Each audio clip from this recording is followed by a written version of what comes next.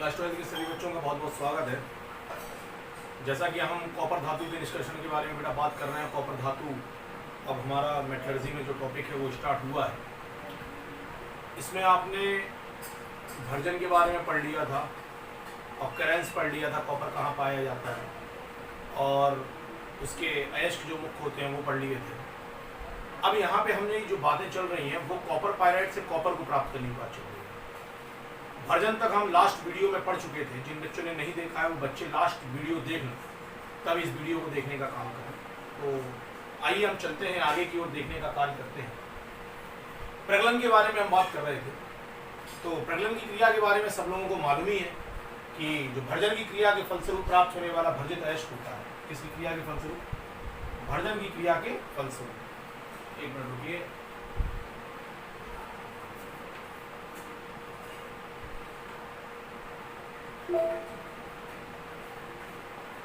जो हमारा भर्जन की क्रिया के फलस्वरूप प्राप्त होने वाला भर्जित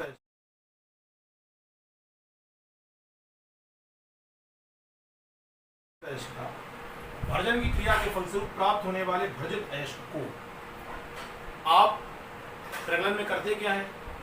एक उचित गालक मिलाते हैं। उस गालक को मिलाने का काम क्यों करते हैं? गालक क्यों मिलाते हैं? इसलिए मिलाते हैं ताकि जो प्रमुख रूप से पाई जाने वाली अशुद्धि है ना, वह अशुद्धि प्रमुख रूप से आसानी से दूर होने का क्या करे? कार्य करे।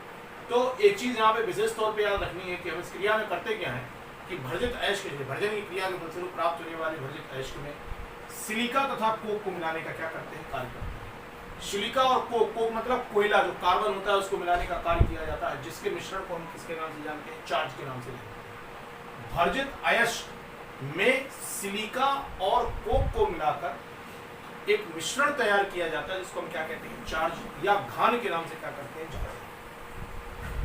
घान को बनाने के बाद हमारी जो बात्या भट्टी होती है ना, उस बात्या भट्टी में प्रमुख रूप से ऊपर का भाग होता है हॉपर। हॉपर में एक व्यवस्था होती है, इसको कहते हैं कपकोन व्यवस्था।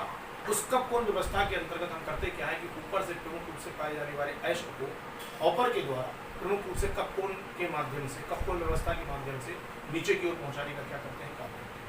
जैसा कि आपको मालूम है कि बात्या भट्टी में जैसे जैसे आप ऊपर से नीचे की ओर आने का कार्य करते आगे मुताबिक क्या हो सकता है? बढ़ने का कार्य। बात्या भट्टी जो होती है वह प्रमुख रूप से हमारी 6 से 8 मीटर तक ऊंची होती है, 1 से 1.5 मीटर तक उसका व्यास होता है। इसके भीतर अग्नि संयंत्रों से मिलकर बना हुआ अस्तर होता है तथा भट्टी के ऊपरी भाग में चार्ज को डालने का कार्य किया जाता है। निचले भाग में ट्यूबवेल द्वारा वायु तेज धारा को प्रवाहित करने का कार्य करते हैं तथा गलित धातु को नीचे की ओर एकत्रित करने का कार्य किया जाता है। ऊपरी भाग से प्रमुख रूप से धातु मंत्र प्राप्त करने का क्या करते हैं? कार्य करते हैं। सेम बात्या भट्टी जैसी पूरी लैंग्वेज को हमें लिखने का कार्य करना है। प्रॉब्लम इसमें कोई आने वाली नहीं है।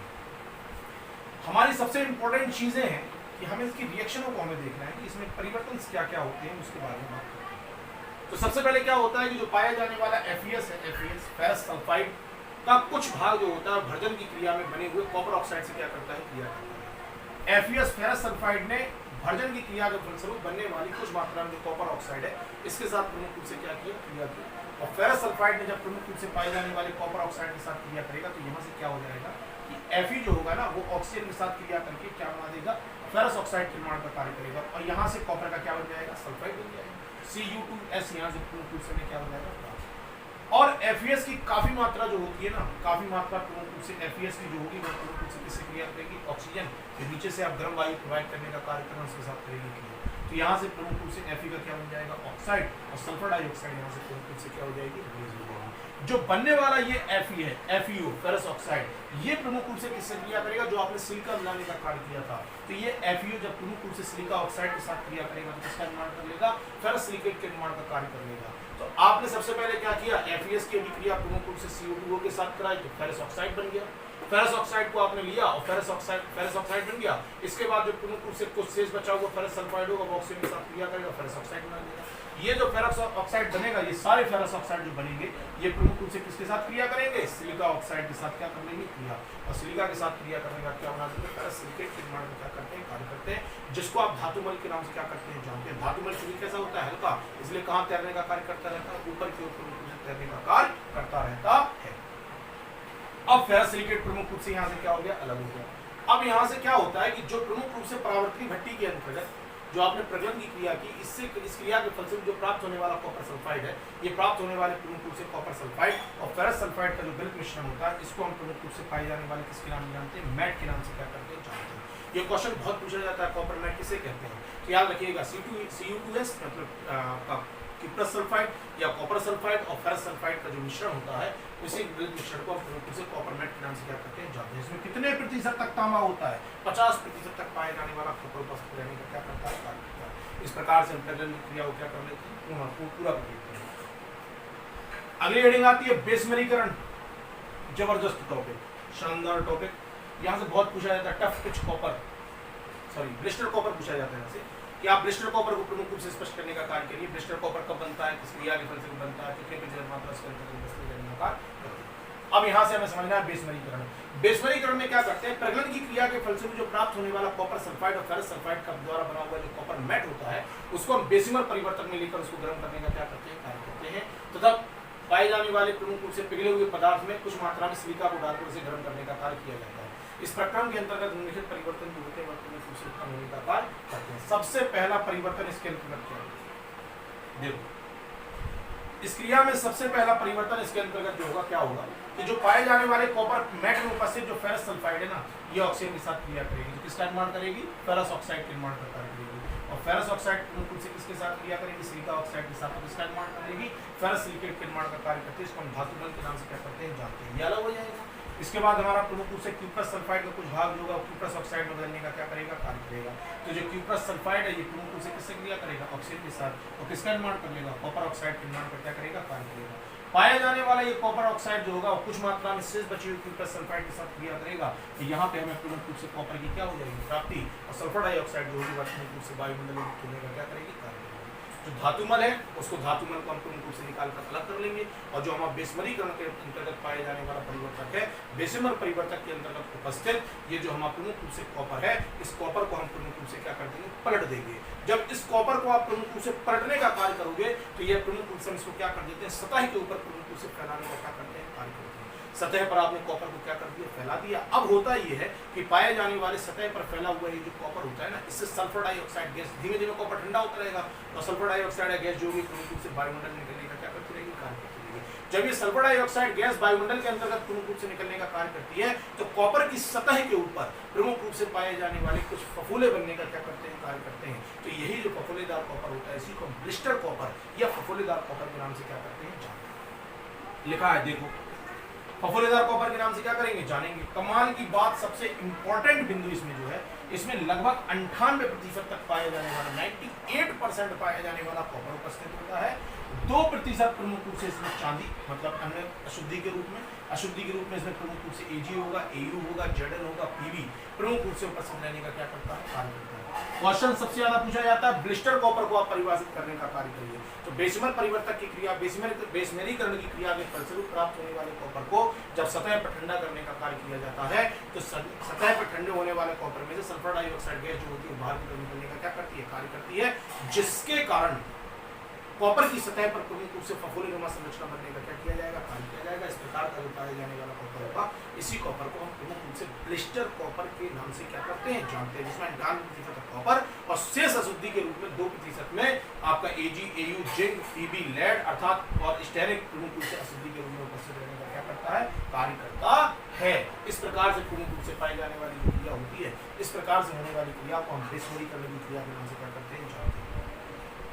सबसे पहले कॉपर को प्राप्त किया, उसको चूर्ण पीसा, सब कुछ निष्कापन करके भर्जन किया, भर्जन करके प्रज्वलन किया, निष्कापन नहीं किया, भर्जन किया, भर्जन का प्रज्वलन किया, प्रज्वलन के बाद बेसमेरीकरण की क्रिया के फलस्वरूप हमें कॉपर प्राप्त हुआ, जिसको हम प्रमुख रूप से फफूलेदार कॉपर के नाम से क्या करते हैं? ठीक है ना। जैसा कि हमने आपसे कहा था, वीडियो आपको दिखाएंगे, देख लो वीडियो और देखो जल्दी से।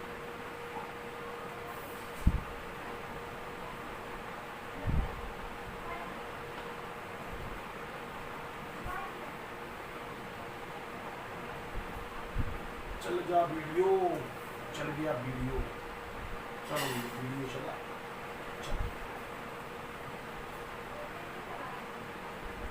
यहाँ तक हम देख चुके थे, इफेन प्लवन विधि तक देख चुके थे।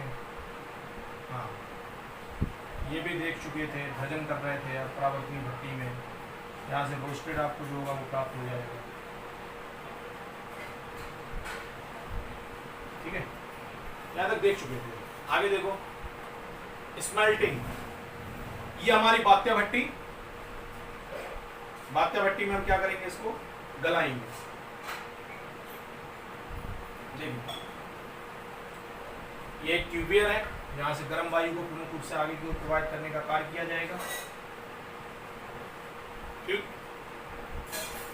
ये भर्जन की क्रिया के फलस्वरूप प्राप्त होने वाला ऐश जो होगा वह प्रमुख रूप से आ गया। इसमें सिलिका मिलाया और कुछ मात्रा में कोक मिलाया। ले आओ भैया, दोनों को मात्रा में क्या कर लिया, यहाँ पे मिला लिया। सामने आपका भर्जित ऐश मिला लिया। अब इसको हम आगे ले जाएंगे। भर्जन की क्रिया के बाद प्रलयन करना है। ट्रॉली से ये चला गया हॉपर के द्वारा अंदर। कब कौन व्यवस्था से होता हुआ कहाँ पहुंचेगा, नीचे। याद रखना, बस दिमाग में कॉन्सेप्ट याद रखोगे, वीडियो देखोगे सटल समझ में आ जाएगा। देखो ये पर्सिकन व्हील होता है, इसको हम प्रमुख रूप से क्या करते हैं, चलाने का कार्य करते हैं। तो गर्म हवा जो होती है वो प्रमुख रूप से अंदर की ओर जाती है। पानी की धारा से इसको चला रहे हैं। ठीक है,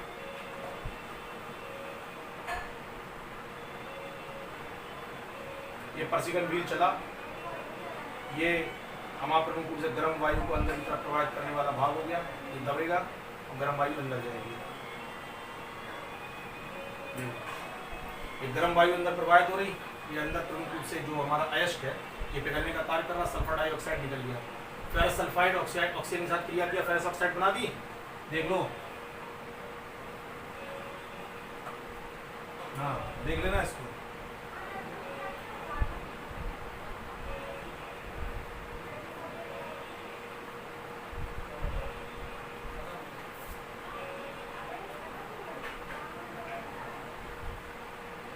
सल्फर डाइऑक्साइड रिएक्शन देख लो। रिएक्शन में फेरस सल्फाइड ऑक्सीजन के साथ क्रिया कर रहा। फेरस ऑक्साइड अलग, सल्फर डाइऑक्साइड अलग। फेरस ऑक्साइड सिलिका के साथ क्रिया करेगा, फेरस सिलिकेट आ जमा हो जाएगा जी, ऊपर की ओर जमा हो जाएगा। धातुमल जिसको आप कहते हैं। अब क्यूप्रस सल्फाइड ऑक्सीजन के साथ क्रिया करेगा, CO2 को बना दिया। फेरस सल्फाइड के साथ कॉपर ऑक्साइड ने क्रिया की तो कॉपर का सल्फाइड बन जाएगा। फेरस ऑक्साइड को उठाया, सिलिका के साथ क्रिया कराई, फेरस सिलिकेट बनाया। इसको हम प्रमुख रूप से निकाल कर क्या कर देंगे, अलग कर देंगे। अब यहाँ पे हमारे पास प्रमुख रूप से दो चीजें बनेंगी। कुछ मात्रा में CO2 बचा रहेगा, कुछ मात्रा में CO2S जो होगा प्रमुख रूप से बचे रहने का कार्य करेगा। आगे देखिए, ये बात्या भट्टी में प्रमुख रूप से हमारा अयस्क जो है वो लगातार गर्म होने का कार्य करता रहेगा। ठीक है, ये एग्जिट पॉइंट है। ये धातुमल निकाल लिया पूरा हमने एक जगह को। ये धातुमल को निकाल के हमने प्रमुख रूप से अलग कर दिया। यहाँ से प्रमुख रूप से हमने कॉपर को निकाल लिया, धातु को निकालने का कार्य किया। कॉपर धातु प्रमुख रूप से निकालेगा, निकल आई। एकत्रित कर लेंगे इसमें।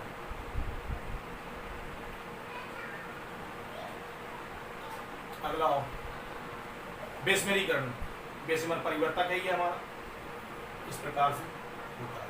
ठीक है, ये ट्यूबियर से गर्म वायु को अंदर की तरफ प्रवाहित करने के लिए ये यहाँ से प्रमुख रूप से पाए जाने वाले हमारे अयस्क को डालने का क्या करेंगे, कार्य करेंगे। अब यहाँ से बात्या भट्टी से प्राप्त होने वाले जो भी हमारा प्रमुख रूप से गलित है, प्रज्वलन क्रिया के बाद जो गलित अयस्क है उसको हम यहाँ पे डालेंगे, गर्म वायु को यहाँ पे प्रोवाइड करेंगे। और इसमें फाइन सैंड मतलब प्रमुख रूप से पाए जाने वाली सिलिका को मिलाने का कार्य किया जाएगा। ये जो आप पूरा आवरण देख रहे हैं ना, ये प्रमुख रूप से पाए जाने वाला बाहरी आवरण जो होगा ये सिलिका का आवरण होगा। यहाँ पे फेरस सिलिकेट बनाएंगे, धातुमल को निकाल के अलग कर लेंगे और जो कॉपर होगा वह प्रमुख रूप से यहाँ से प्राप्त करेंगे। चलो, ये सल्फर डाइऑक्साइड निकल जाएगी, निकलती रहेंगी ये गैस। यहाँ से अनेक ऑक्साइड निकल गई, ये सब निकल जाएगा।